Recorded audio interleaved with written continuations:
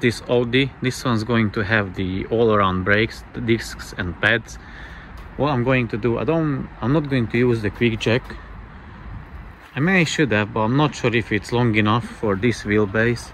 So I'm just going to use a jack and an axle stand to support it, remove one wheel, show you only one side, so one front, one rear, how to do it, and then the rest I'll do it off camera. So jack up the car, support it on the axle stand, remove the wheel, remove the caliper, the holding bracket, the brake disc, the pads, release the brake fluid reservoir cap, push back the brake piston, install the new brakes, and then that's it, one side. This one has sensor, one in the front, one in the back. I'm not sure how Audi or Volkswagen Group has it, but usually BMW has one front left and one rear right. And this one already showing on the dash that the indicator, that the sensor has indicated that the pads are worn. So I'm not sure if I will be able to just reset it or I'll need to get a new sensor. I will let you know that once I'm done the whole brakes. So as you can see, this one has a fairly big brakes, but it's different than the others. So always I first remove the retainer screw or bolt, this one. It is a T30 Torx bolt. I remove it with the impact driver. I will show you like an illustration video how to do it. I used an impact driver for the brake disc retainer screw because I had a bad experience with it in the past where I rounded or stripped the head of the bolt. So with this method you can break it loose and easily remove that little screw.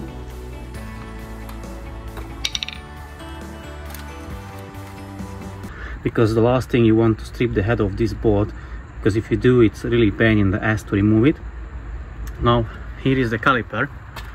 The pads are held in with this retainer, so just hammer it out that way.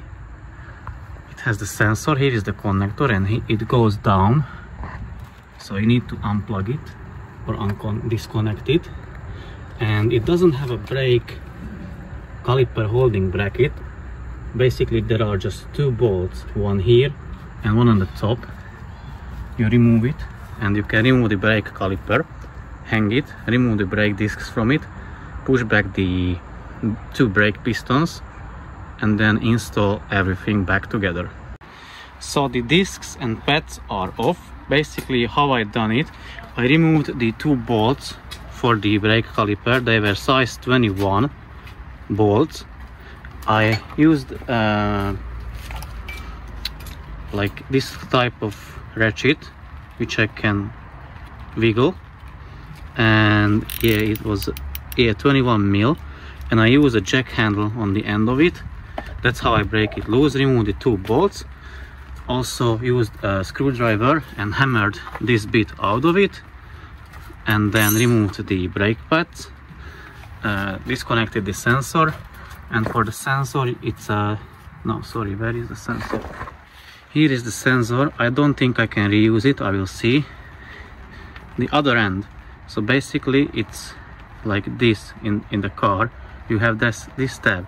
You need to push this tab with a screwdriver and then twist it this way, and you can remove it from the bracket, from this bracket, as you can see.